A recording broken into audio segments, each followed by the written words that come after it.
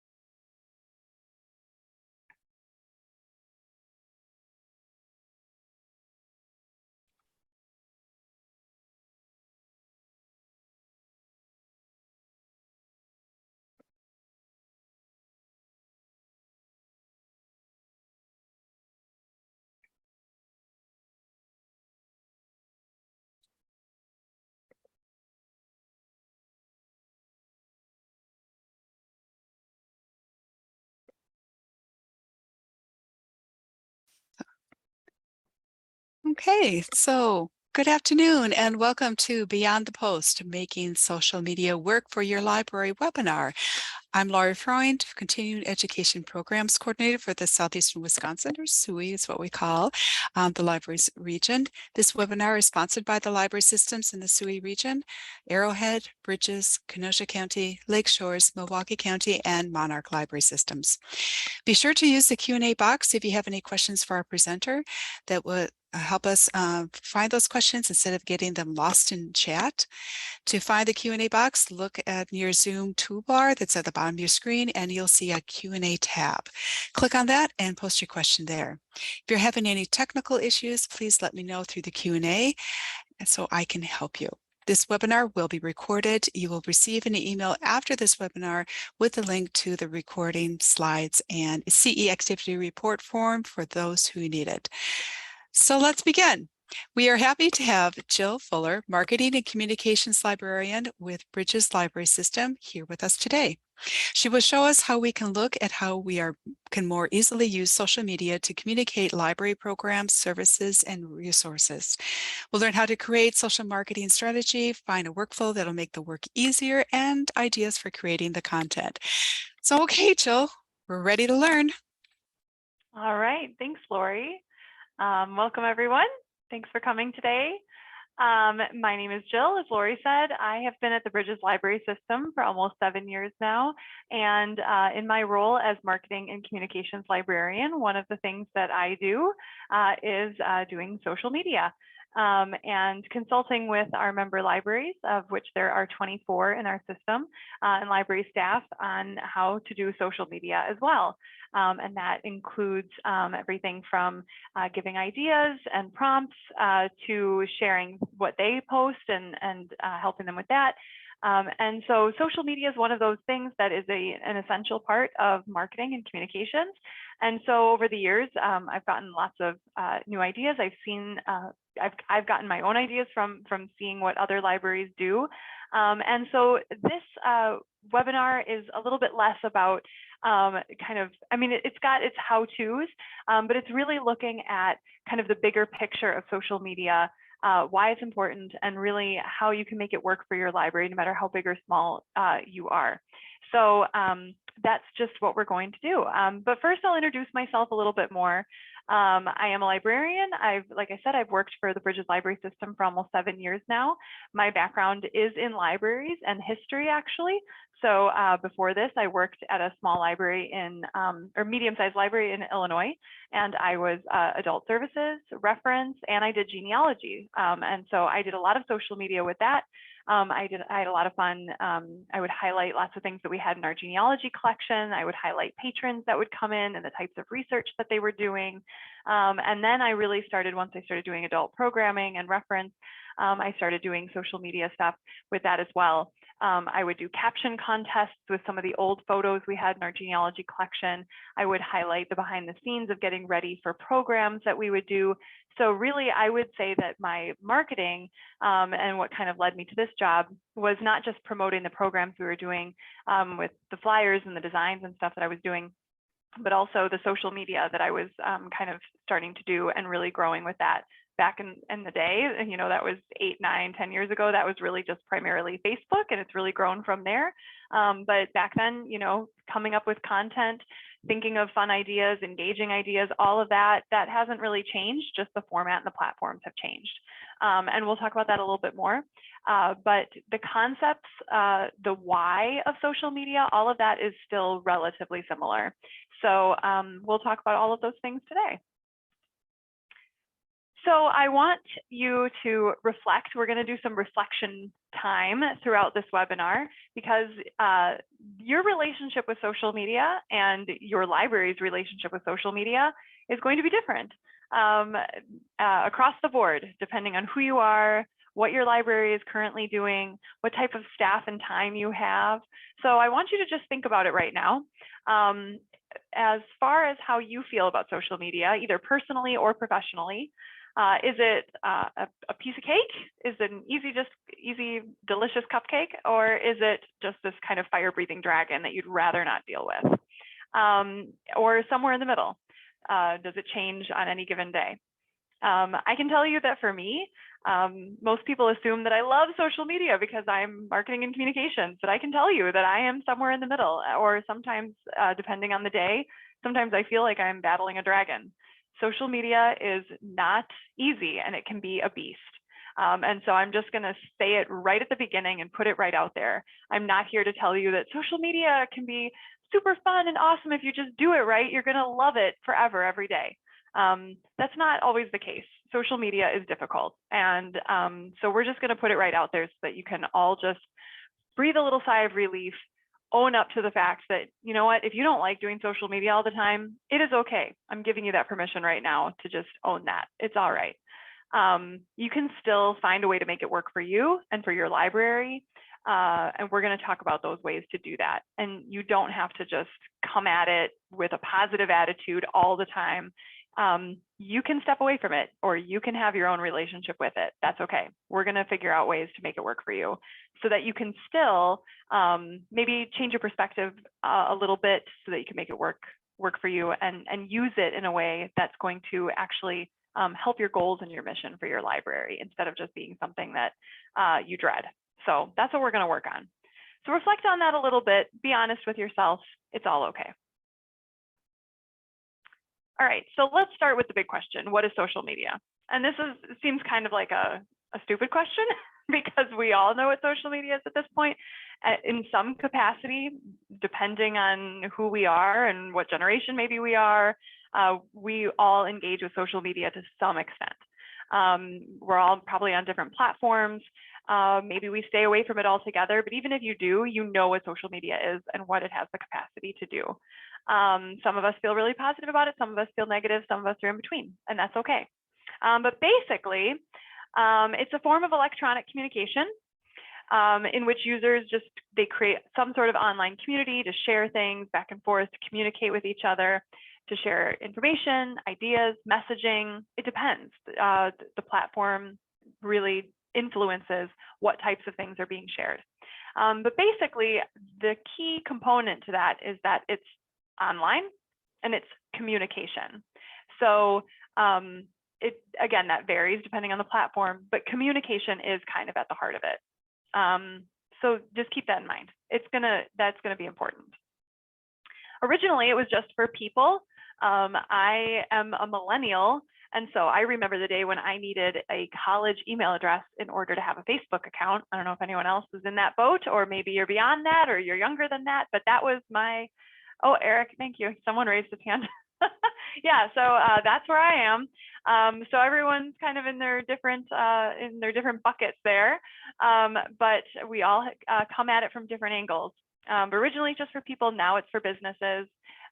People can have different pages or people can have different accounts, and it's often now for advertising and promotion of businesses and things like that. So not just for individuals to just connect with friends. Again, different platforms have different ways of doing that though. As you can see, here's just a little small sampling of the platforms that are out there. Each platform is very different, has different audiences, different people that they're trying to attract for different reasons, different advertising means, different ways of communicating, just even different language and lingo and trends. And, so we've got Facebook and Instagram, we have TikTok, we have WhatsApp, Snapchat, LinkedIn, YouTube, and then there's actually more. So these are just kind of the top ones right now. Again, this is constantly changing. This is not new for any of us. And that's why we're really going to focus a little bit less on here's how to do best practices on Facebook. Here's how to do best practices on Instagram. I'm not going to go through all of those. I'm going to do a little bit, but for the most part, we're going to look at a little bit more of just kind of the broader why and how of social media, because it is constantly changing and evolving. Snapchat was huge for teens 5 years ago and really not so much anymore. So I could give you a whole litany of how to do TikTok, but in 3 years from now, the audience on TikTok might be different. TikTok itself might be completely different. And so really, if you just have a very good understanding and perspective of how to just approach social media, then having that foundation is going to benefit you, and you'll be able to pivot when social media inevitably changes, when those platforms shift, when the audiences move, when a new platform arises.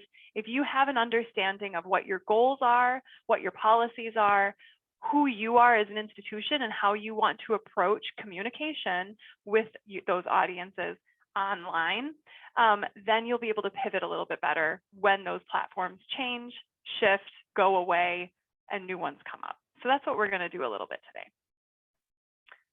All right, so here's just a few ways that I want you to think a little bit more about social media.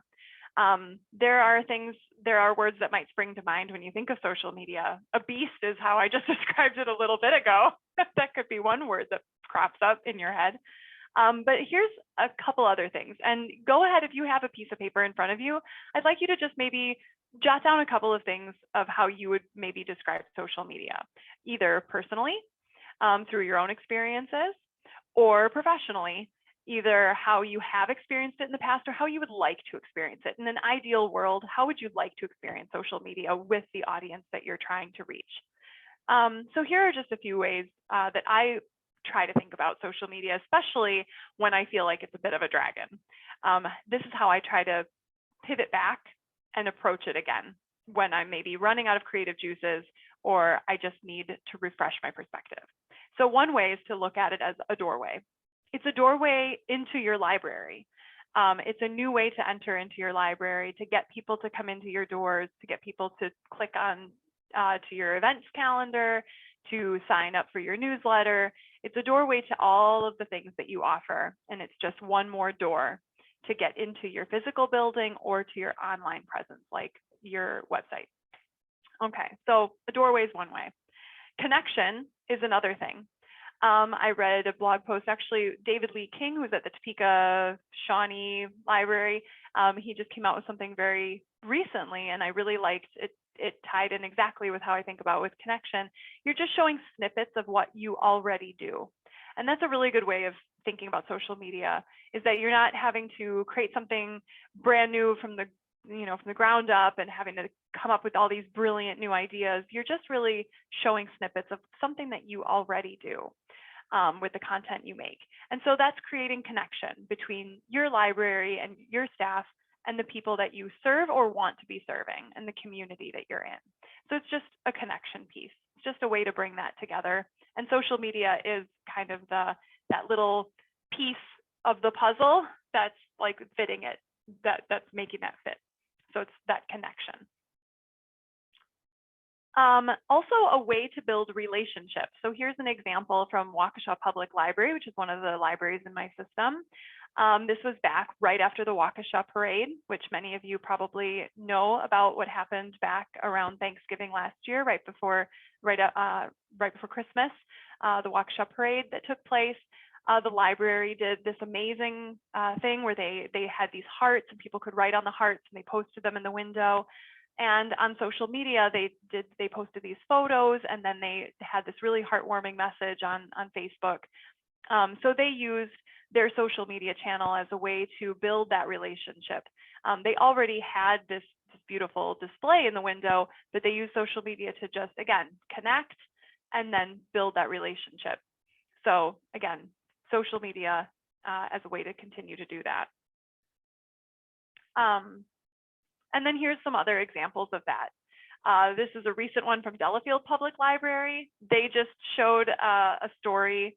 They have Barry, who came in and he's got this classic car and he needed a part and he couldn't find this part and he didn't think he'd ever get his car running again. And so he came into the library and the librarians helped him get online and find this forum, and he was able to find the part he needed and he was able to get his car up and running again. So they featured his story on Facebook. And the local paper picked it up and it got a ton of likes and comments, like 50 engagements or something like that, a bunch of shares. And so again, what it does is it's making that connection, and then people are going to social media and then they're sharing it. And it's just kind of building and building and building the story of the library. So, and the one on the right I like from Powers Memorial Libraries, it's this really creative showing that they're decorating the library for Halloween. And what I love about that is that both of these examples as well kind of are a way of humanizing the library, showing that there are people behind these things. There's librarians doing these things. There's patrons that are coming to the library. There are volunteers and librarians who are decorating the library. So that's another way of thinking about what social media can be. It's not just a way to promote your programs, but also a way to show that there are people here at the library. It humanizes the library. It builds those relationships, makes those connections. All right, so I want to give you just like a minute to really think about what your library is doing on social media right now. You can think about the platforms that you're on currently, and there's no right or wrong answers here. I'm not trying to get like, who's doing it best kind of thing, but just reflect for a few minutes.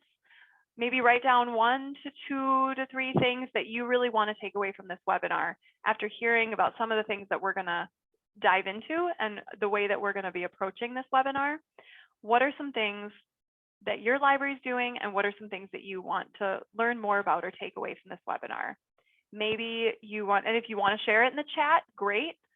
We won't be able to maybe read out all of them. I have a lot I want to share, and I don't want to keep you guys too long. But maybe we can share a few of them. But maybe you want to come away feeling a little more empowered or comfortable or confident about social media. Maybe you want to come away with some new ideas. I'd love to hear it, or if not, you can just keep it to yourself. But this is a way, maybe by the end, you'll be able to look back and think about what you have. So I'll give you a few minutes to think about that, and then we will move on.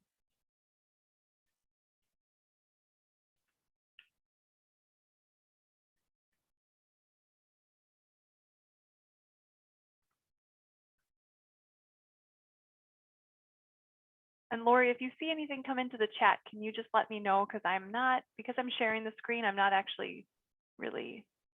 Oh, Sure. no, it is up at the top. Okay. I wasn't sure if I could see it. I'm watching it too. Okay. I wasn't sure if I could see it or not.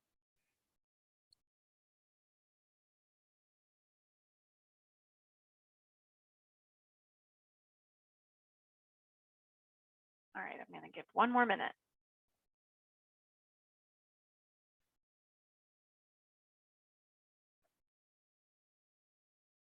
All right, and someone did comment, I'm looking for effective ways to get better engagement and interaction.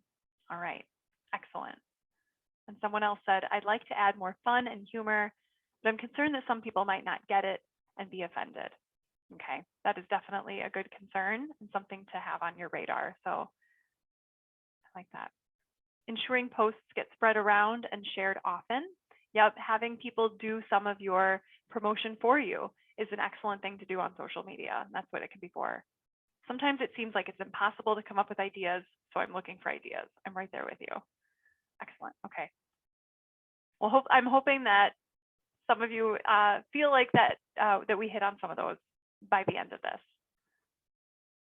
All right. So we're going to move right along. Oh, I think we had one more. We'd love to better connect with teens and young adults. What platforms are they using the most? Okay. Increase online presence and break into other platforms we haven't used before. Okay. All right. Well, hopefully we will hit on a lot of those, and we will also do some Q&As, I believe, at the end. All right. So the first thing to do, and this doesn't matter which type of platform you're looking for, which type of audience that you're going to be doing, or what type of content you want to share, you always want to try to start with some sort of a strategy. And this is for any sort of marketing that you're doing, but we're going to specifically be talking about a social media strategy today. All right. So the first thing that you want to do with any sort of a strategy is to know your why. You want to start with a mission. A mission statement of any kind. As you know, many of our libraries have mission statements, and you want to have some sort of a mission or a goal that you're aiming towards with your social media as well. With some of the things that you guys just shared, it sounded like that. I mean, you could start to turn those into mission statements or goal statements for your social media. We want to reach teens and young adults, so we want to investigate and try out a new platform for those, and that would be a why. You maybe develop that a little bit more of a why, like why do you want to hit those, or something like that. But that is the beginning. Looking at maybe the audience that you want to aim towards, or the types of content, or the amount of engagements you want to hit. So other examples could be, we want to mirror our library's welcoming atmosphere, or we want to connect people with our collections. Ours at the system, because we are a library system, our Facebook strategy, or we are mostly on Facebook, we also have Instagram, but our social media strategy is a little bit different. Ours is that we will share our member library stories and the value of our libraries. So oftentimes that's showing what's going on behind the scenes at our libraries or at the system, and the type of work that we're doing for our libraries or with our libraries. That also means that I do a lot of sharing. I share what our libraries are doing, because again, I'm trying to build up and showcase what they're doing and the stories that they're doing. So like I shared the Delafield car story. However, next year I've been kind of reevaluating that, switching the strategy a little bit, because a lot of our social media audience is super users and people who already use and love their library. So I would like to do some more advocacy stuff and giving them actually some call to action things about things that they can do to support their library, and have that be a little bit more of my strategy, because they're already involved with their library and they already know the value of their library. So kind of giving them maybe a little bit more on social media of how they can support their library. But all of those things come from paying attention to who's involved or who's not involved on social media. The things that make up any good goal are SMART goals. So you want it to be specific, you want it to be measurable, you want it to be attainable, relevant, and timely. So, for example, if you're trying to hit a particular audience, you want to, maybe block off who that audience is, how you would try to reach them. Maybe you'd want to make sure that in your strategy you talk about talking with that particular audience, finding out what platforms they're already on, finding out what they're into, seeing if it's measurable. So we would, if we start a new platform, we would like to have such and such many followers by such and such many, by this date, because then you hit your measurable and your timely. And then that way you're not just posting and just hoping like, are we doing this okay? It's only really the same couple people every time. If you have a specific goal, then you can evaluate whether or not this is working. Is this not? Is this something that we need to try again? Do we need to go back to this audience and talk to them a bit more? You also want to make sure it's attainable. Your posts aren't necessarily going to go viral within the first 2 months, so you want to make sure that you start slowly and build from there. So make sure that you have your why and you build those around a SMART goal. The other thing to do when you're looking at your strategy, maybe you're just evaluating right now what you have already done, and that's called doing an audit. So you're really looking at reviewing the platforms that you're currently on, looking at the audiences for each one. So this involves looking at your current stats. You can go into your your stats on any of your platforms and looking at, okay, what, when do people engage with this? Who's engaging with it? You can get like some basic demographics. You can see how many comments you're getting, how many clicks you're getting, those types of things. So you really want to be looking at like engagement, especially. The amount of followers is not really as important as are people liking, are people commenting, are people sharing, those types of things. Those stats really matter because it shows that because follower numbers, that doesn't really mean anything. It doesn't mean that they're actually seeing your posts or doing anything with them, especially because algorithms can just be all over the place, so you want to make sure that you're actually looking at the stats that matter. So you can see all of that, in most of your platforms. I'm not as familiar with some of the kind of fringe, well, they're not fringe, but like TikTok and things. I haven't been on there to see how those stats are calculated. I kind of know more of the mainstream ones like Twitter and Instagram and Facebook. You can go in and see those stats. But that should give you an idea of who's engaging. I would suggest doing that weekly, keeping maybe a spreadsheet. I do it monthly, but whatever works for you. I just have a Google sheet spreadsheet that I just keep track of those types of stats, and then I can see if things go up or down. I also I check every morning after I've posted something, maybe the day before, and I just see how each post did. And I don't write down for every single post, but I just kind of keep an eye, just did that post do well? And I just keep track of what type of content as well. So it's just, I know for a fact that behind the scenes photos and photos of just us doing things or our libraries doing things, those shares that I do, they do really well. Whereas when I do graphics of like book lists or Gale courses classes, those just don't do well. So I've stopped really posting very many of those because they just don't get very much engagement. And that's just every day I log into Facebook when I come to work, and I log into Instagram and I check the day before, I check those posts and I just see how they did. And so then just over time, I've just been able to see what type of content does well.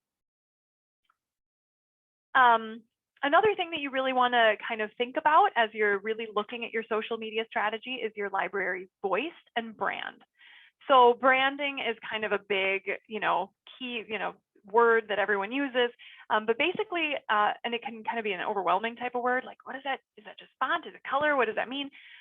The best way that I've ever heard brand described, and I really liked it, is your library's personality. So just think of it as your personality. And every person has their own personality. Every library has their own personality, just as every company has their own brand and personality.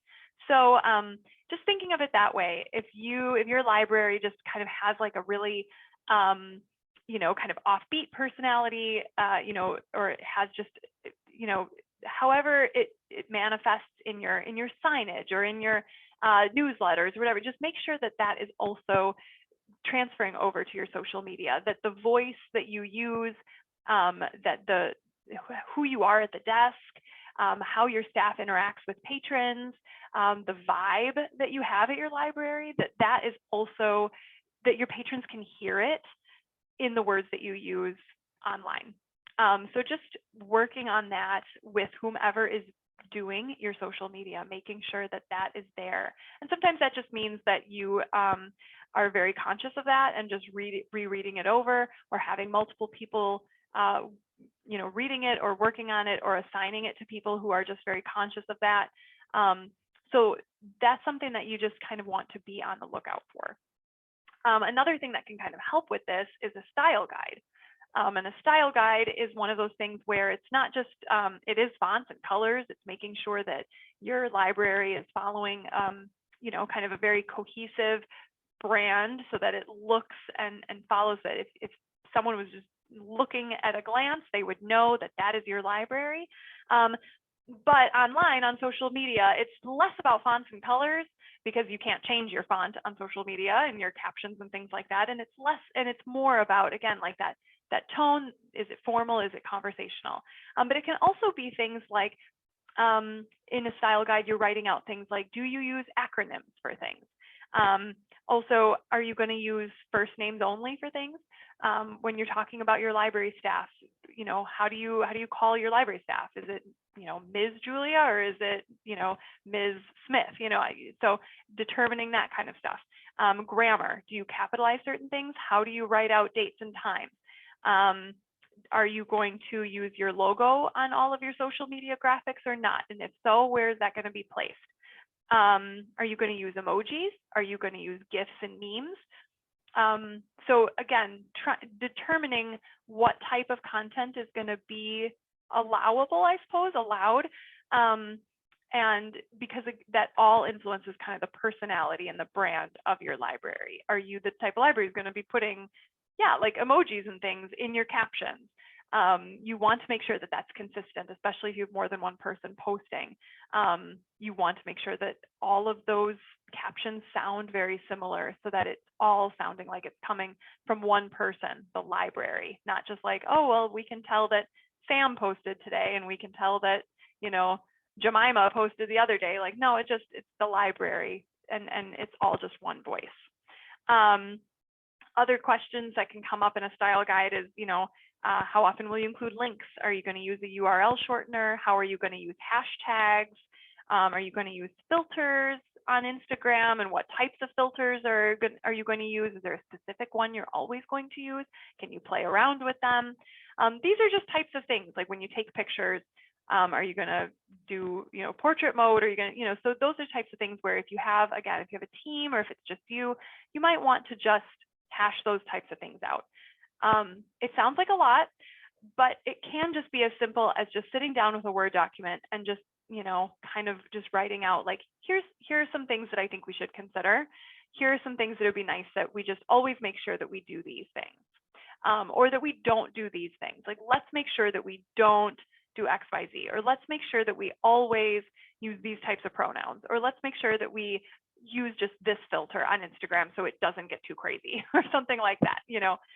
So those types of things can be really important, especially if you have maybe a bigger library where there's multiple people posting. It can just get maybe then less confusing, or it can just make sure that it really looks consistent across the board.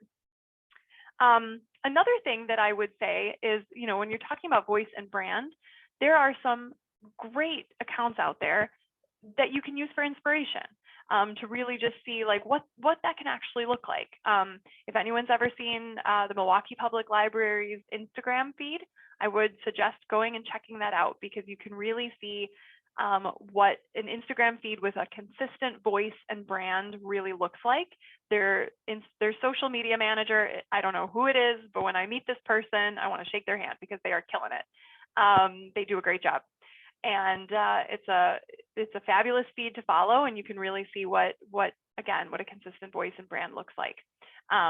So, and there's other ones out there, especially some bigger libraries that have like social media teams or social media manager. You know, they're really able to kind of make sure that their style guides and their voices and brands can be really first and foremost. So kind of, you know, go online, look around, see what you find. And not just even libraries. Think about some of the accounts that you like to follow. What is it about those accounts that make them interesting to you, or how do you know, maybe when it comes up in your feed, that it's that account, that person, or that company, or that brand? What is it about them? Is it the color? Is it just the lighting? You know, try to think about it for a little bit. Take a minute to kind of think, you know, how do you know that it's them? And sometimes it takes a little bit of stepping back and really thinking about that. But then you think, how can I replicate that for my library, even just a little bit? Another thing to do with your strategy is determining workflow. And this is especially, well, actually, this is important even if you're just a one-stop shop, because workflow is hard if you've got a million other things on your plate, and social media is just a small chunk of it. Sometimes social media can be one of those things that gets shoved to the back burner, and I'm sure we are all we're all guilty of this. But one of the things that I have found that makes it easier for me anyway is to actually block off time in my planner every week, every month and every week, to actually do some social media planning. So how I do it is, and this is not, I'm not saying that this is the best way, everyone is going to be different, but how I do it is that at the end of every month, so looking towards the next month, I sit down with like the calendar for the month. So like, you know, what's coming up in October, looking at all of like the national holidays and the funny days, you know, read a book day and read a, you know, whatever. And I kind of plan those out on my calendar so that I know what's coming up for the month and what would be fun to do for social media.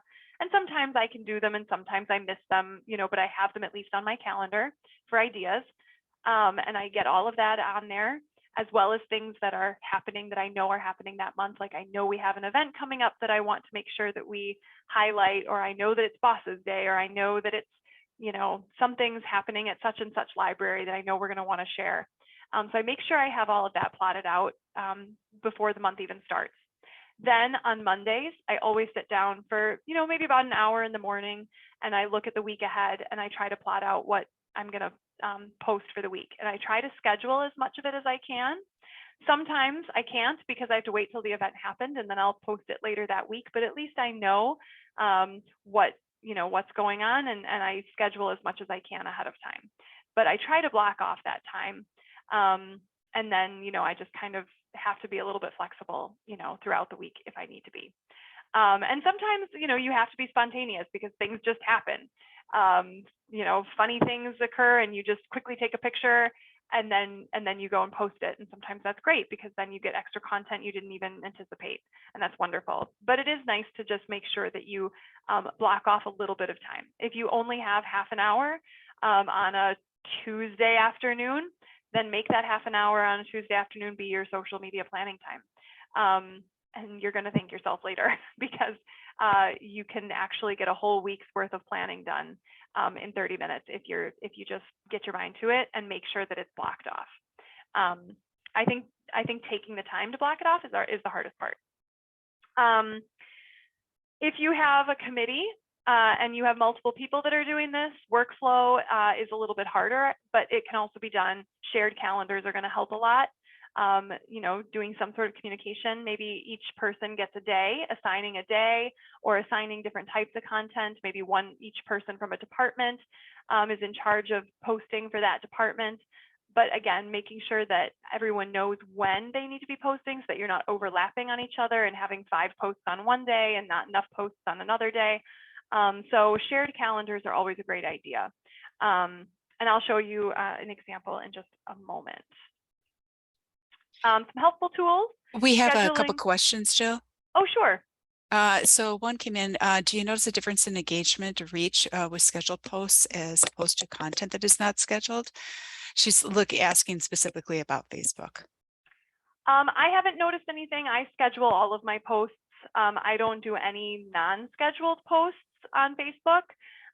Even if I'm doing something that day, I always schedule it ahead of time. So even if I took a picture and I'm gonna post it that day, I'll schedule it for like half an hour ahead of time. And then when I do so for sharing, for example, you can't share anything. You can't schedule a share. If I do a share, I haven't noticed any difference in and that because that's live. A share is right away. I haven't noticed a difference in engagement. And I've been doing scheduled posts through later.com, which is up here on my thing. I've been doing that for a really long time, and I haven't noticed any difference. Okay. There's another question for the calendar. Do you use suggestions from the platform? Like Facebook will say it's National Pancake Day or whatever, but are there other resources you use for those special celebration days? I do, yeah. Actually, I don't remember right now what the URL is, but there is one that I use that has a monthly thing. And so I will make sure that gets sent out to you guys with the slides afterwards. I'll get that to Lori, but there is one that I use every month. Yeah. Great. That's it. Thanks. Okay. Yep. So here's some scheduling options. We've got Facebook Creator Studio, so you can do it right in Facebook. And if you have Instagram hooked up to it, it'll also share it to Instagram. Hootsuite, Sprout Social, there's lots of third-party ones you can do. Those tend to be a little expensive. Later.com is the one that I use. There's a free version as well as a pro version that's slightly less expensive than some of the other ones.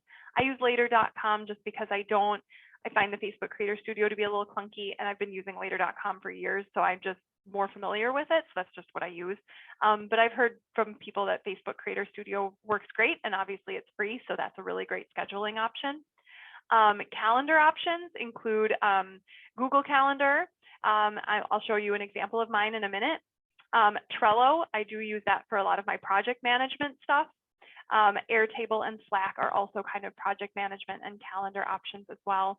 Airtable and Slack, I believe, are paid, have paid ones. Trello is free, and then Google Calendar is free too.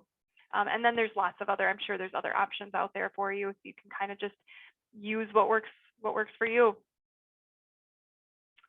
All right, so I'm just going to give you a minute because I want to make sure that we keep moving. But I just want you to, again, here's an opportunity for you to just kind of reflect a little bit on what your current workflow is, and kind of thinking about how, what kind of scheduling you do, or you can share in the chat, maybe give an idea to someone else on how you schedule or work with other departments on your social media. Maybe you have a specific time that you've slotted out that you do your social media. Maybe it's a little bit more ad hoc, and there's no right or wrong answer. We all just kind of do what we need to do. Or maybe you're kind of thinking of new ideas, new ways that you can, make workflow work for you. So I'll give you kind of a minute to think on that, and then we're just gonna keep on going.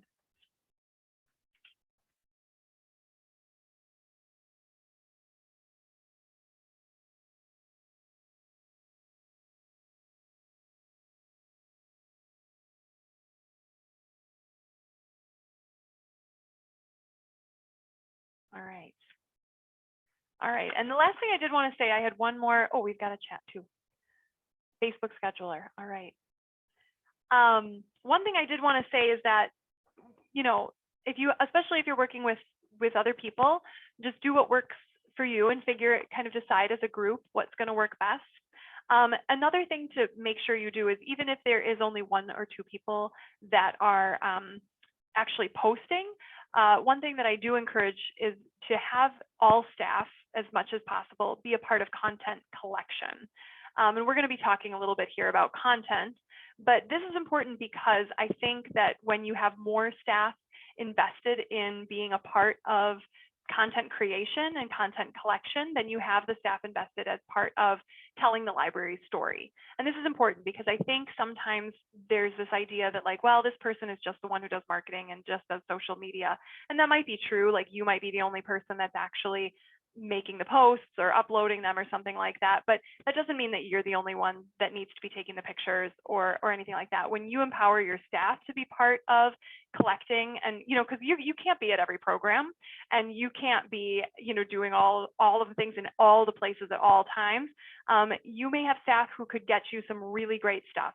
I would encourage, if they're out buying the marshmallows for their camp out, for teen camp out, have them take a picture of their grocery cart, full of stuff, and send it to you, or upload it to wherever you're going to have to share drive or something, because you could post that and as a teaser for the teen camp out, but you're not going to be at the grocery store with them, so if you just kind of build it in, with your staff meetings and just encouraging staff, maybe doing incentives for whoever takes the best social media pic this week, or whatever, encouraging staff to be part of that.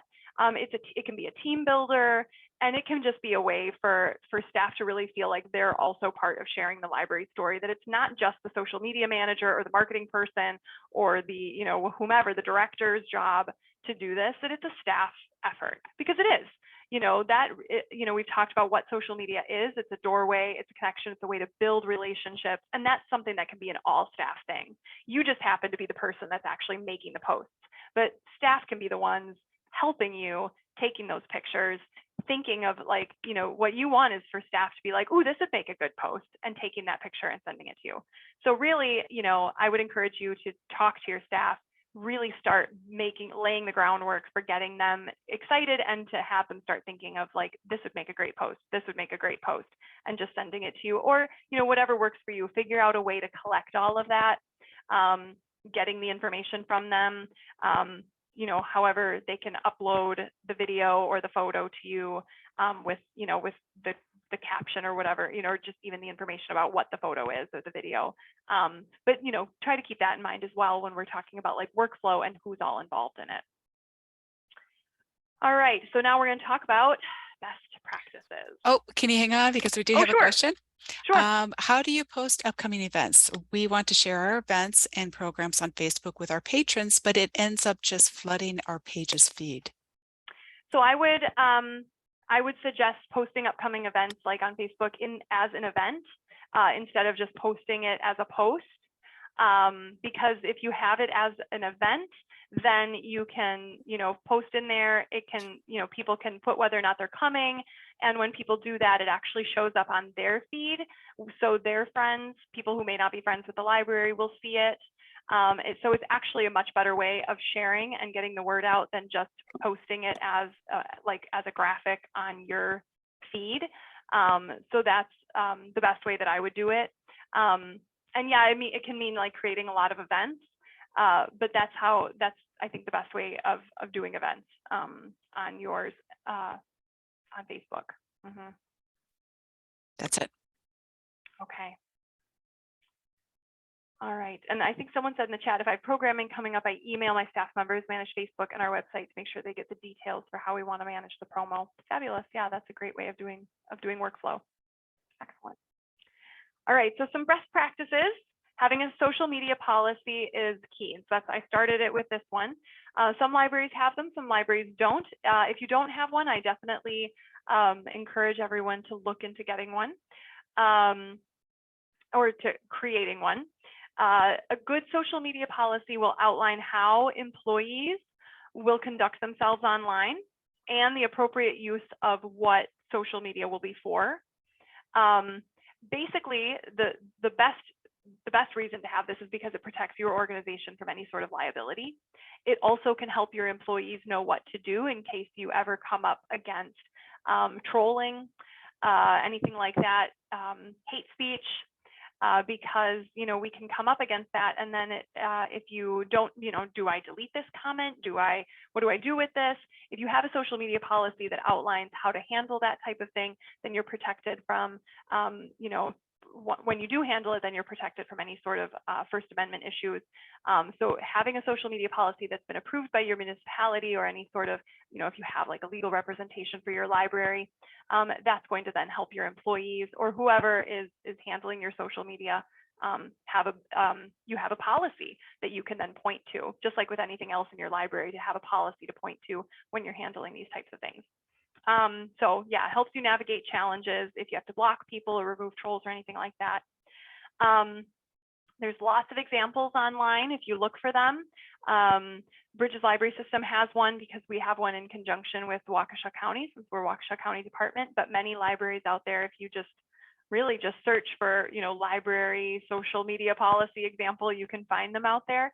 So you can, maybe contact a library if you can ask if you can pull from that.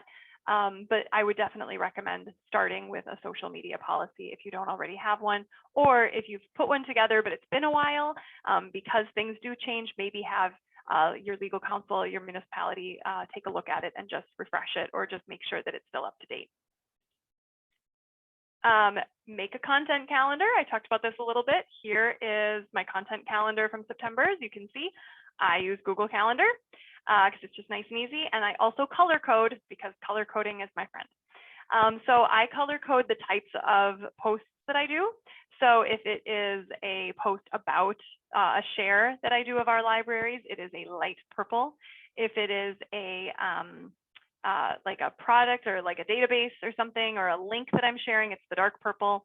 If it is behind the scenes, it is a dark green. And if it is any sort of holiday or something like that, it is the light green.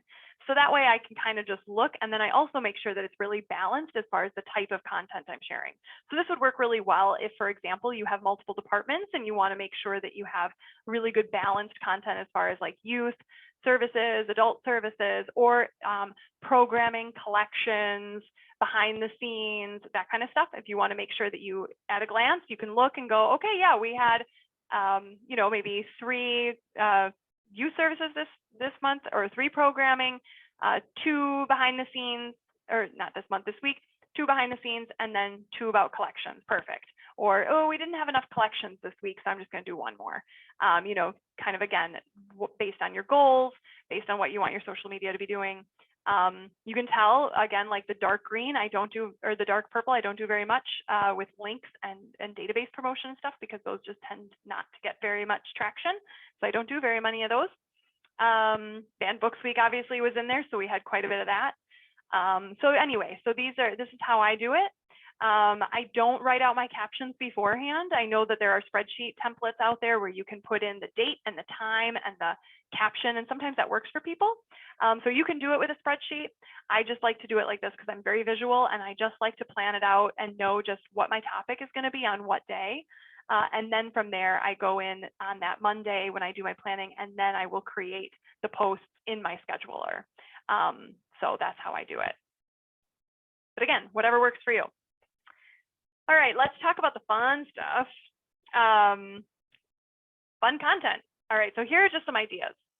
Images and videos are always great. Videos are, of course, because of TikTok and because of Instagram Reels, those are starting to go up. And if you're a little nervous about doing videos, videos don't have to be very professional looking. You can do it on your phone. I've been playing around with Reels quite a bit lately, and they're really simple to do. And actually can sometimes be even easier, I feel like, than doing images, because you don't have to do a big caption or anything, because the images or the videos really speak for themselves. So you can just do a real quick 15-second video of you just, you know, getting something ready for your program or walking through the door of your library, and you can just do a real simple, like, we're open, and that's it, you're done, you know. Whereas I feel like with images, sometimes the expectation, especially like on Instagram, is to have a longer caption and maybe a link to something. With videos, really people are just scrolling, watching, moving on. They're not really looking to link to anything. They're not looking to click really to anything. So the idea with that is that it actually, I feel like, lessens the pressure a little bit of the content creation, because you can just do something real. You know, you could, if you've got a pretty tree outside your library, you could just take the Instagram and just, you know, do a nice scan video of your pretty tree, and then put, you know, on your caption, be like, it's fall, y'all, and post it. You know, that's it. Because again, it's that connection, it's that relationship building, it's enticing people to come to your library. You're really thinking about what the social media is for. And with that, that's what people are looking for. So those types of things, I feel like video kind of almost increases the creativity, because you don't have to be thinking about everything that you need to be writing about or what you need to be linking to, like you have to sometimes with an image. But other examples of things, like if you want to tell your library story, pictures from programs are good ones. We often think about promoting our programs and what we want to do to get people to come to them, but sometimes the best thing to do is to talk about our programs after they already happened, which seems counterintuitive, but there is nothing like some FOMO, people. Fear of missing out is huge. So when you talk about, especially if this is a program that repeats a lot, show your story time, show, you know, and you can do it without showing kids. You can show the back of the crowd. You can show the books that you used. You can show kids' hands and feet. You can show, you know, little legs on a rug. You can show the crafts that you made with little kids' hands and glue sticks. You know, you can get creative without showing faces if that's a concern. But you can, you know, show the program that you did and then say, you know, hey, did you miss this one? Next Wednesday, see you there. So you can do those kinds of things. You can also show getting ready for programming. That's a big, you know, images are much, much more popular than graphics. If you've made a cool flyer for your program, that's great, but flyers go on bulletin boards. Flyers don't go on social media. Don't do it. That's not what they're for. Use stock photos instead. If you're doing a pumpkin carving program, don't put your flyer on. Put a picture of a pumpkin because that's gonna just get people more. If there's too much text, people are just gonna keep scrolling. Even if it has the date on it. Maybe if you want to put the date and time over the picture of the, you know, on the side of the picture of the pumpkin, that's fine, but don't go into much more detail than that. If you're going to do images, use stock photos if you don't have a photo of your own. Try not to use your flyers or too many graphics. But if you're telling your library story, again, like, you know, showing getting ready for the program, that's a nice big teaser, and it's a nice way of promoting your program without just flooding the feed with graphics. You can show behind the scenes of your meetings, your building, just a nice photo out your window. Seasonal stuff, again, like the Powers Memorial Library decorating, do some pictures of the decorations that you've got up, or the nice pretty tree outside. Do some interactive stuff, ask questions. You can do a video of your staff reading out trivia questions, every Wednesday or something. Do some fill in the blanks about things.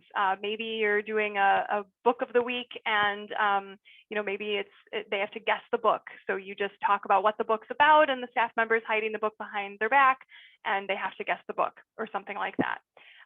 You can do staff highlights, patron highlights. If you've got some super users, ask them if they would like to, talk to the camera about what they love about the library. Some people are shy about that, but some people aren't. Some people love to help promote the library. So you've got people coming in your building all the time. See if they would love to help you out a little bit, whether it's a video or if it's a photo, if they don't want to be recorded. You can also highlight your community. So go outside of your library, stop on by the local coffee shop. My colleague and I did a meeting once at the local coffee shop. And so we, posed with our drinks and we tagged them and they liked it and they tagged us back, so, we were like, thanks for letting us have our meeting here, so, highlight your community and where you are and out and about and showing that you have connections with the community members around you. And then also repurpose your content. Make sure that if you have a great patron story or you're showing the things that you're doing in your programs, use those in blogs or in your email blasts. A lot of email blasts that I get from libraries are all about what's coming up. But again, don't forget to tell your library story. You never know who's reading these. Are your city officials reading these? Are your state legislators reading these? Are your PTO leaders reading these? If they just see everything about like what the library is doing, that's great. But they might want to see like what you've already done and what the library has, has been working on and all the people that are coming in. If you never show pictures about, your library full of people, that says a lot. So make sure that you're taking those pictures and you're telling those stories.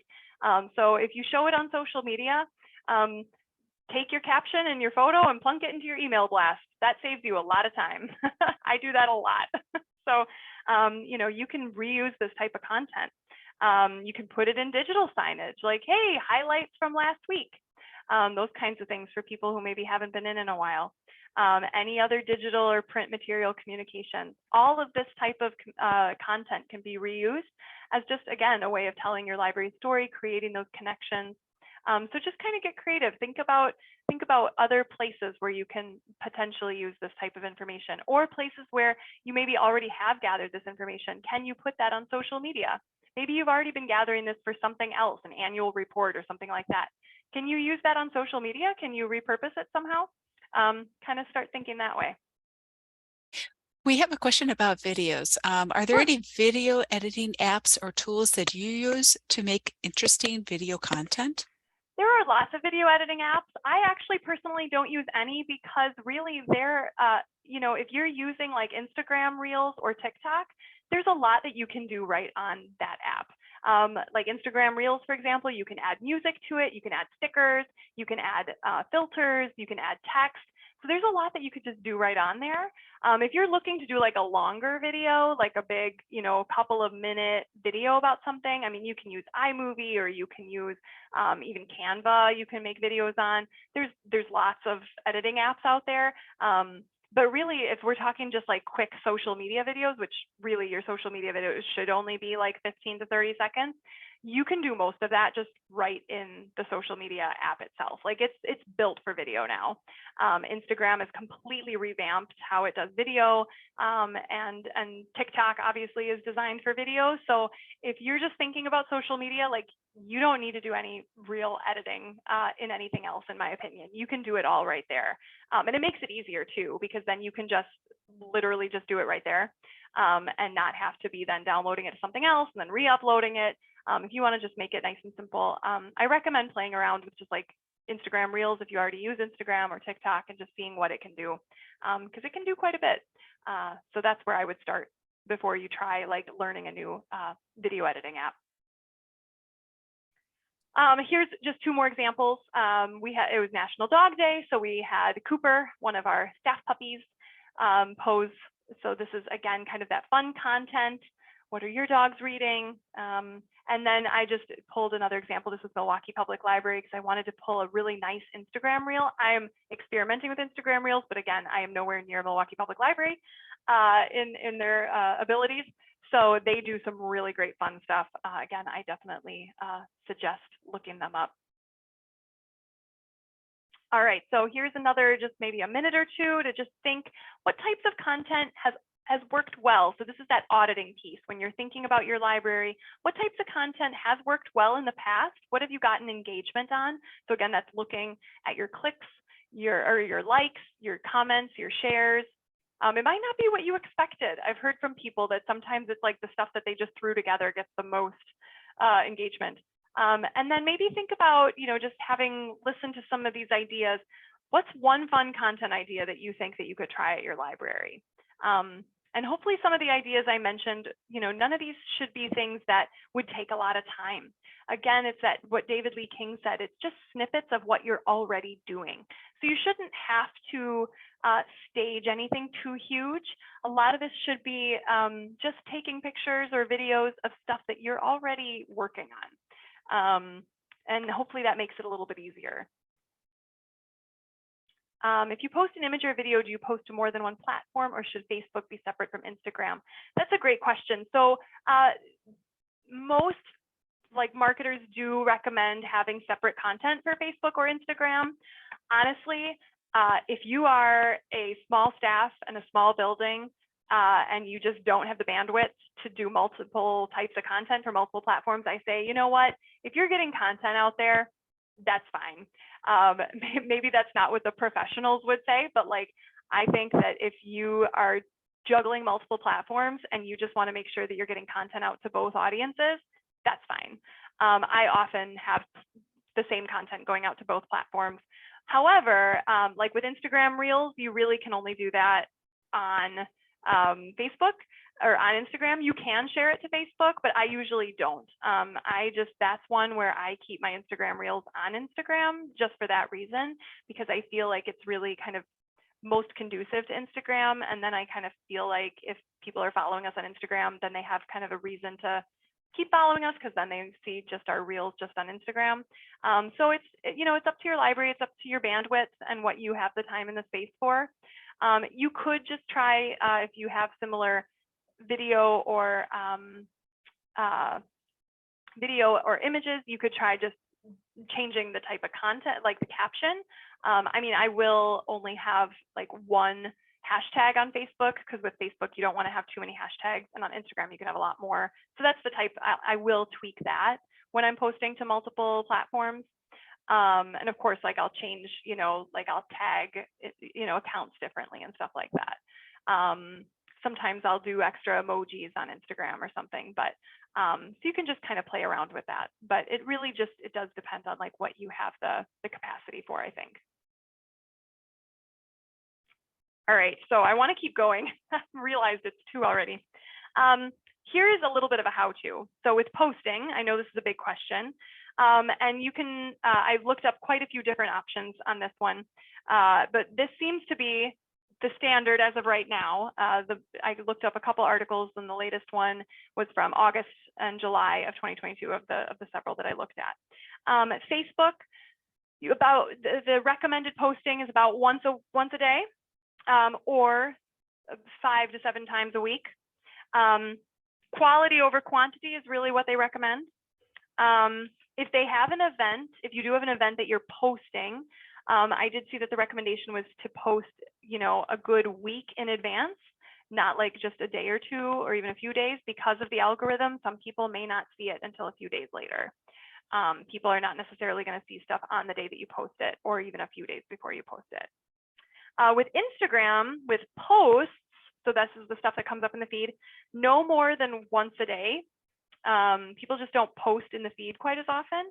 I also saw a recommendation of only a few times a week. With stories, though, Instagram stories is a little bit different. This you can do even several times a day. And this is true with like even my personal feed. I see that people that I follow or businesses that I follow, they'll maybe only have a few posts a week, but stories all the time. So stories just tend to be more frequent.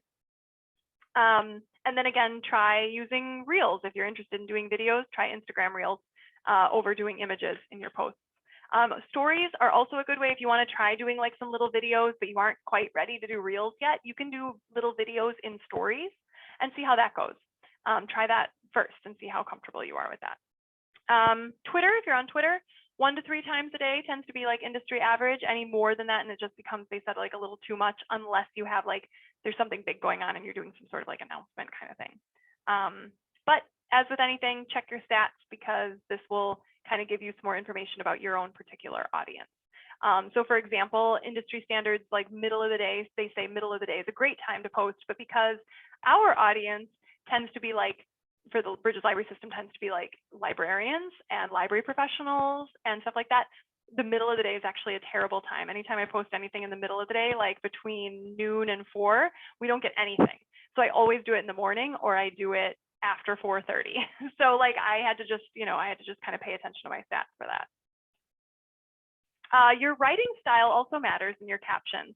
So I could go on and on about this, but I won't. One of the things to think about is, you are writing for a particular audience. So anytime you're writing anything, think about putting yourself in your patron's shoes, asking yourself, what's in it for me? What's in it for them?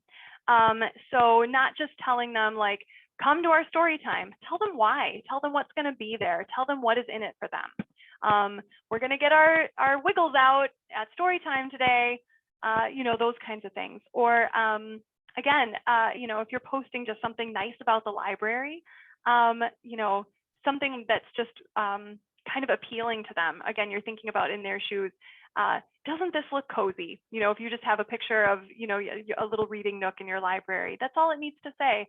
Can't you just imagine yourself curled up with a book, right? Because that's tapping into something that, like a desire for them. So always just kind of thinking of the benefit to them, not just the features. Like our, one way to write that you could write that would be, our couches are really cozy.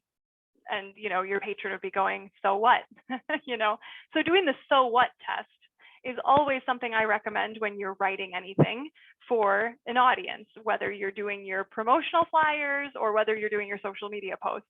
You write something and then you think about the patron and you think of them asking, so what? Why do I care? You want to think about what's in it for them. So again, if you're doing that nice little picture of your cozy corner, instead of saying our couches are really cozy, so you go, can't you just imagine yourself curling up here? That is the caption that you want to put on that post, because that is what's going to get people to respond, to share, because it's captured their desire, it's captured their attention. Okay, so, and then also writing like you speak. You don't, especially on social media, you don't want to sound very formal. You don't want to give a big paragraph of text. Social media, again, pay attention on your own feeds of how different brands and companies talk. They talk as if they're talking to you. It's very conversational. It's not very formal. So again, like if you have, that video of the beautiful fall tree in front of your library, wouldn't go, this maple is blah, blah, blah, no, you could just have something as, isn't this nice? Don't you want to stop by? Or happy fall, y'all. It could just be, as if you're, texting your friend. So try thinking of it in that way, especially when you're on social media. Think of one person, one patron that you're talking to, one audience member, because sometimes that can help you narrow your focus and really think about who you're talking to. And then your language and your verbiage will reflect that. So like, here's an example of an ad that I ran last winter. And it was just this picture. It was for Libby, it was for our Overdrive. And the headline, instead of just like, we have ebooks, or whatever, it was all you need now is a book, right? So it's really cozy and they're in front of the fire. This was during January, and all you need now is a book, right? And then the kind of the call to action, additional text underneath that was read cozy with free library books, download library books today. Okay, but that original text was all you need now is a book. So again, thinking of putting themselves in their shoes. If I was in their shoes, yeah, I'd want a book. Oh, good thing I have it on my phone and I can just download it. You know, we had Yeah, one question about what about having website posts go to email subscribers? having website posts go to email To emails, subscribers. yeah. Website posts as in like blog posts? I mean, you can send blog posts to email subscribers. Yeah, like linking to them in your email blasts? Yes. Yeah. Oh, yeah, absolutely. Yeah, anything that you create, you can send out. I think repurposing content is always a good idea. If you've spent time creating content of any kind, yeah, send it out, because you never know. The rule of marketing is the rule of 7. Sometimes it can take up 7 times for someone to see something and to make an action on it. And I think that and especially with Facebook or email or anything, you never know where you're going to hit that audience. You've got algorithms, you've got open rates, you've got with website, you never know if they're going to see something. So if you've linked to something like on social media, you've linked to your website, your blog post, you never know who has seen it or not seen it. And so sending it out again through an email, never a bad idea. I think that's absolutely fine. I do that all the time. Yep. Okay. Are you accessible? So this is something to keep in mind with inclusivity, just because you want to provide the best user experience for as many people as possible. So some text accessibility to keep in mind in social media.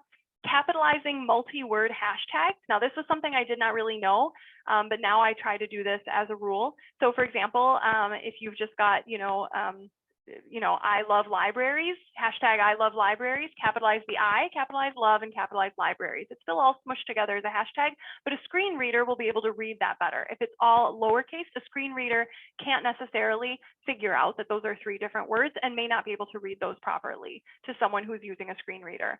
So that's something that is an easy change that you can make whenever you're doing hashtags. You can just capitalize every new word. So you're still smushing them all together as a hashtag, but you're capitalizing them.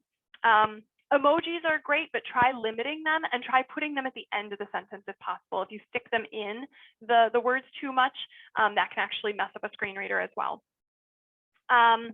Use inclusive language always, so again, just don't make assumptions about people's maybe gender, make sure that you're using phrases that if someone is not speaking English as their first language, make sure you're using phrases that would not be confusing to them.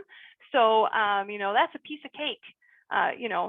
Might be something that's easy for me to understand because that's a colloquialism I grew up with, but just kind of, rephrasing that, rethinking, is there another way I can say that? How about I just say that, this is super easy. That's a better way to maybe say that, and then more people can understand what that means. If you're using video, there are ways of doing video captioning. Instagram Reels allow you to do this. You can do this, YouTube allows for captioning. There's how-tos on, you can Google how to do that. So make sure that you're using video captioning or description. Even on Facebook, you can actually add alt tags to your images. And then with anything, if you're designing anything, and I'm not going to go into all this, but making sure that you're using like good color contrast for people who are of low visibility or who have color blindness, so that they can see. So don't put like blue text on a green background or things like that, because then they won't be able to read the graphic that you've put on or something like that. So always just kind of, these are just some easy, simple things. There's a lot more I could go into, but these are just some really basic ones to think about when you're doing social media. Something that I do want to make sure to mention is to know your limits. Social media can be exhausting.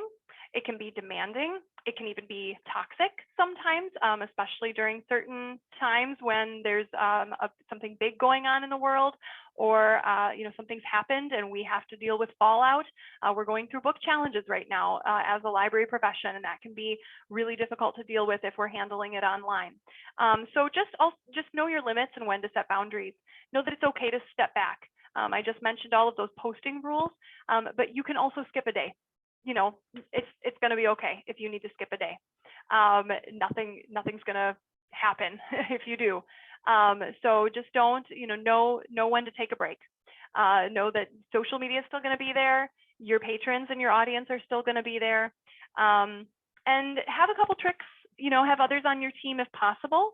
Schedule things out so you can step back, so you don't have to be monitoring social media maybe all the time. And share other people's content so you don't have to always be creating your own. Are there other organizations in your community that you can share their stuff?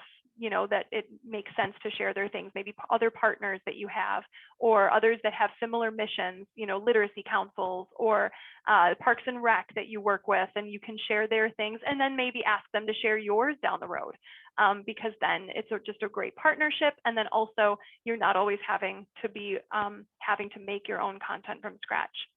Those are some things to keep in mind too. All right, we were going to do a stretch break. I'm sorry, I'm going to keep going though, because I want to make sure I get through everything. So advertising, we're just going to talk about this really quick because advertising is another piece of social media that not many people are comfortable with but are interested in. So I wanted to just touch on it briefly. Again, know your why. If there's something specific you want to promote, a new product or service, something you want to increase the use of, advertising is a great way to do it. And especially through Facebook and Instagram, which is really the only social media advertising I'm familiar with, it can be very, very cheap to do it. If you're talking about any sort of advertising, social media advertising is really your best bang for your buck. A boost is a little different than an ad, and a boost might be a good way to get started if you've never done social media advertising before. So a boost is you're boosting up a post that you've already posted and it's already doing well, and the boost you're just putting in some money and it's going to boost it a little bit higher up in people's feeds. People who have not seen it before and who do not currently necessarily like your page right now. So that's kind of a good way to start because you've already created it. It's already done. You already know it's doing well. They only boost ones that are doing well because they know that it's a post that's going to get engagement. It's already shown that it's going to get engagement. And so you're kind of guaranteed that it's going to do well. With an ad, you just never know when you're making one from scratch. So a boost is a really good way to start. So, and Facebook will recommend like, hey, this is doing really well. You want to boost this? Probably all of you have received that at one point or another. But also you could just kind of keep track. And like, if you notice that a post is doing really well, you have the option on the post. I think it's in the little buttons on the right-hand side. You can boost it. You can choose how long you want to boost it for and for how much. And then you can just let it be boosted for as long as you want it to be. Maybe a few days, maybe a week. And then it will bring more traffic to your Facebook page and to that post in general, especially if that post is linking to something like an event. So that might be a really good idea. Now, if you are doing an ad, here's an ad that we're running right now for Gale courses. You can run carousel ads like this. You can build those from scratch. You can also just do individual images or video ads. And these you have to build from scratch. But it's Facebook has made it a lot easier in recent, like the last year or so. They have a kind of new way of building it than they used to. So I appreciate that they've changed their way of doing it. So the way to start is you go to business.facebook.com because that will actually take you to the business suite, which is kind of the back end of your page, your Facebook page. And this is what you will come to. So I've done screenshots, everything, and you will see, in the last however many days, what you've spent, what you've done, and then you go to your ad center and you hit create ad up here. Your ad center will be on the left-hand side. I didn't circle that, but you'll see it in the left-hand side. And then they will ask you to choose a goal. Now, you can do an automated ad. They will kind of start building it for you, but I always like to do it from scratch because then I can just have a little bit more control. And it's not very difficult to do. So there's actually a couple more options underneath here. I didn't scroll down, but you can boost a post. You can get more website visitors. You can promote your page. There's a couple other ones that you can do. So for example, with the one that I'm going to show you, I decided to click get more website visitors. I want people to go to my page or my specific website page. So this is just an example one. Let's pretend I have an event going on. I want them to go to the website event link. So you write your description. So again, I'm using my what's in it for me writing. So they're leading you through the steps to write and publish your novel. I've made all this up. This is not an event that we're doing at Bridges Library System. Your masterpiece is in you. Now is your chance to write it. You put your description in, You add your picture or several. You can do up to 5 to create a carousel. And then farther down, if you scroll down, you can target. So you can put age, gender if you'd like. They only offer men and women right now. You can also put in location. So usually what we do is Waukesha County and Jefferson County. You could put your exact town or county or however, and then you can do it by mileage. And then also if you keep scrolling, you can put targeting based on interest.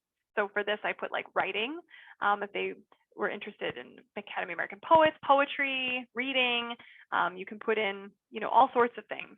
You can put in families, if it's moms or dads or parenting or grandparents. You can put in jobs if you're, going for a specific type of job. Maybe you're targeting business people or something like that. So you can do lots of different types of targeting based on interest. And then you keep scrolling down and you can pick your schedule, when you want it to run, and your budget, how much you want to spend. So, you can go down to $1 a day. And so really, if you're running this for just a few weeks, I mean, really, you could just spend $20 total. And it'll tell you how many people you're going to reach and about how many link clicks they estimate you'll get for that budget and for that amount of time. And then you hit publish. And then you just want to track your stats for everything, for your ads, for your Facebook, or for your social media. You just want to make sure that you're paying attention to what your stats are. Make a spreadsheet, track, your impressions, your clicks, your cost per click on your ads. Again, social media has always been a really good cost per click. I've done lots of different types of advertising, and social media tends to be one where it's a really good bang for your buck. Like the cost per click is always usually under $1, sometimes 50 cents cost per click, which is really, really good. So I've always really been happy with doing social media ads. And then you can just kind of compare usage and just see, depending on what you're doing, like, find out how your program did. Did it get more than the other program that you didn't spend, some social media advertising dollars on, or that database, did usage go up during that month? You just kind of see, and maybe you need to tweak your ad a little bit, or maybe you need to spend a little bit more, but you just kind of have to play around with it a little bit. So one thing I want you to do, just for a quick minute, we're almost done here, and I want to make sure we have some time for questions. It's just, I always like walking away from a webinar not feeling, you can feel overwhelmed, but I do want to, encourage you to walk away feeling a little empowered and encouraged. So think about, whether you write it down or not, think about maybe something that you can do this week. Maybe it's even small, or 1 or 2 things you can try still the rest of this year. And maybe some bigger things that you can try in 2023. Maybe it's finally tackling that social media policy, or maybe it's figuring out a new workflow or starting a new type of calendar that you can do. What's something that you've been really struggling with social media, and what's something now that you feel like maybe you can try? So just kind of think about that for a minute. Whether you want to put it in the chat or not, that's up to you. But really what I'd like you to do is just have these for you, so that when you are done with this webinar, you have it and you can revisit it. So I'll give you a minute for that before we move on to questions.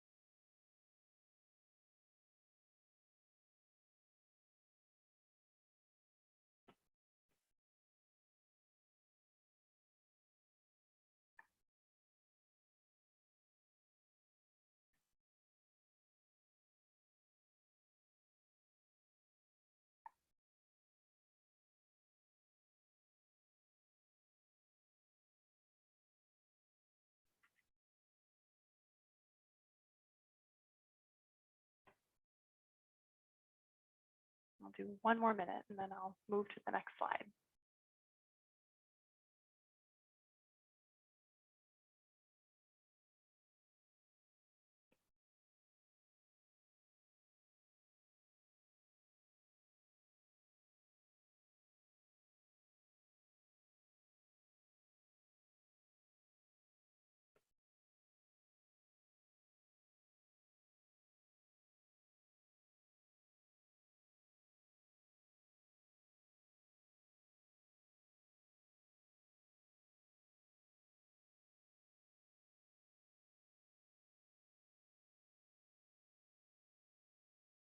All right, someone commented to schedule Facebook posts for when folks are looking at it the most. Awesome. Yeah, that's great. All right. We have another one. Oh, we got a question. Okay. My library relies heavily on graphics to advertise our programs and databases. I've definitely noticed that graphics, especially graphic ads for databases, do poorly on social media. I've been wanting to switch our strategy to a more personable one, pictures of library staff, patrons, projects, as you mentioned. In your opinion, would you go back into the old posts we've done and delete ones that did not do well or no longer match our brand or voice? That is a great question. I don't think I've ever been asked that one before or thought about that. You know, I feel like I'd have to think on that one a second, Alyssa, but my initial thought is that unless it's very outdated in that like it's not good information anymore, or you feel like it doesn't really represent who your library is, like maybe the tone is really negative, or you just feel like it doesn't represent you very well. I feel like just go ahead and leave it, because for the most part, people really just see what comes up in the feeds now. People hardly ever go back into old photo albums like on Facebook and things like that to see what's there. So I mean, you know, and I feel like that would be quite a bit of maybe staff time as well to do that. Plus, I think it could look just as bad to, like, if you delete it all, then it makes it look like you don't have a presence on social media anymore, you know, if all of it's gone. So I think that you could potentially leave it and just switch your strategy and just start replacing it with just new stuff. I think, you know, you're right on about, you know, what you want. It sounds like you know what you kind of want that new strategy to look like, and what you want kind of your new brand and your new, you know, image to look like. So that would be my response to that one. Again, if there are things where it's just like, you know, it's very negative in tone, or it's there's just something about it that's off, and you feel like that doesn't reflect well on your library, and there's something that you really do want to delete because of that, then I would say, you know, go for that. But as far as like taking out everything, I don't know if that would necessarily be needed, because I don't think you'd have people going back into the archives like that. So we also have a question: if parents don't object to pictures of their children being on Facebook, is that okay? Yeah, I get this question a lot. So there's a long and a short answer to this. So if you want to be very, very careful about it, I would definitely ask parents, if your library has a release form of any kind, go for it and use it. That's always good to just have that in your back pocket. What I would always recommend is to announce before or after a program if you plan on taking photos, especially if there's children present. I would make sure that you mention it at the beginning of each program, that you're going to be taking pictures. And if someone does not want their child to be in the pictures, to let them know, to let you know, or if the photographer is a different person, to let the photographer know. Make sure that the photographer waves and that they know who the photographer is. So always say that at every program, just as kind of your opening spiel, because there are parents that do care and may not realize that people are taking pictures. Technically, from a legal standpoint, so there's like legal and there's ethical, right? So from a legal standpoint, you are allowed to take pictures because they are in a public place. And we all of us as human beings, when we leave our private premises, we give up our right to privacy when we are in a public space. So if someone takes a picture and posts it on Facebook or Instagram, and I'm in the background, I can't object to that, because like I have given up, like I'm in the public sphere, and I'm in that person's photo. You know, there's nothing I can do about it. But from an ethical standpoint, especially since we are the library and we want to encourage people to be there and we care about children and their privacy, it's always just a good idea to at least mention it. If you don't have photo release forms or anything, Or, I mean, sometimes parents don't care and they don't want to even do a photo release form. So at least just mentioning it at the beginning of every program, or having signs up. So sometimes we have programs at some of our things that we're at, and I'm taking pictures, and we will actually have signs like in a sign holder on the table that says like, hey, we're gonna be taking pictures. It has like a cute little monkey that's smiling, and it says like, say cheese, and then it says like, we're gonna be taking pictures at this program if you don't want. Then that way they see it in several different places. So like if someone comes in late and they didn't hear the announcement, they still see the sign. So at least we've kind of done our due diligence. So that's what I would, it's a very long answer, but that's what I would recommend. And always, if you do hear back from someone like, hey, my kid is in that picture and I didn't give permission, take it down. Don't argue with them. Yep, just take it down, because that's their, you know, we obviously want to respect that.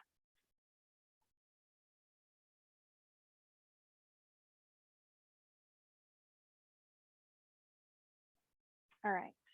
In the chat, Marissa, but try to keep in mind the so what approach for something that she wants to do. Excellent. Yeah, I find the so what approach so helpful when I'm doing any sort of design or copywriting. Always keeping that patron in mind first. Any other questions?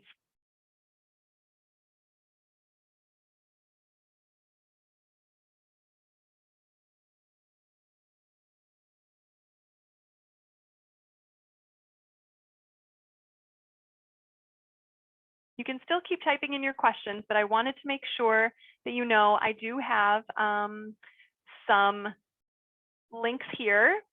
Oh, you know what? Actually, WordStream right here. Someone had asked about that calendar. I believe WordStream might be one of the ones that I use. So I guess I already linked to it. There is another one I use too, though, so I'll make sure that Lori has that. But here's some websites that I use for social media. Some are for libraries and some are not. And then social media groups that are library specific.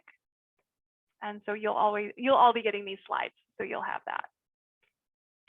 Thoughts on using reaction GIFs as posts? Yeah, so I think that they can be done. It can be done really well, and it can be really fun. The one caveat I would always say is to just make sure that I mean, it's always done in good faith, but make sure that you're being very conscientious about who the person is in the reaction GIF, because there has been pushback about racism in reaction GIFs, because sometimes a lot of the reaction GIFs have been taken and then used, you know, so sometimes it'll be like a person of color in the reaction GIF and then being used in a way that's inappropriate, or, you know, so I would always just kind of make sure that you're using it appropriately, I suppose, or in a way that, yeah, or I guess just, I think it can be done. I think it can be done well. And I would always just kind of read the room. Like when I'm like looking at reaction GIFs or doing reaction GIFs, I always just kind of see what else everybody else is doing, you know, which is easy to do on social media. You can just kind of see how else it's being used. So yeah, but that would be my one caveat, because I have seen pushback about that.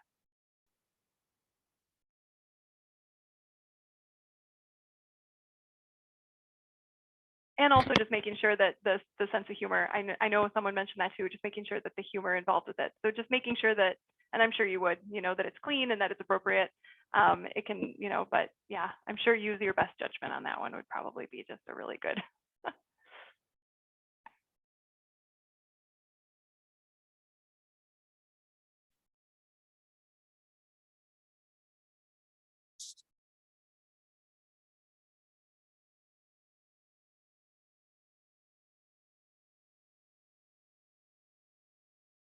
All right, any other questions? I've got I'm gonna just keep this slide up here for a minute, because this has got my contact information on it, but everyone will be getting the slides.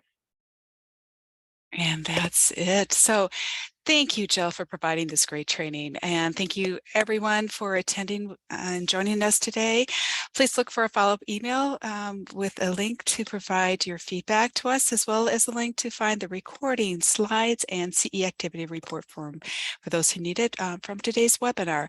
So thanks, and have a good rest of your day. Bye.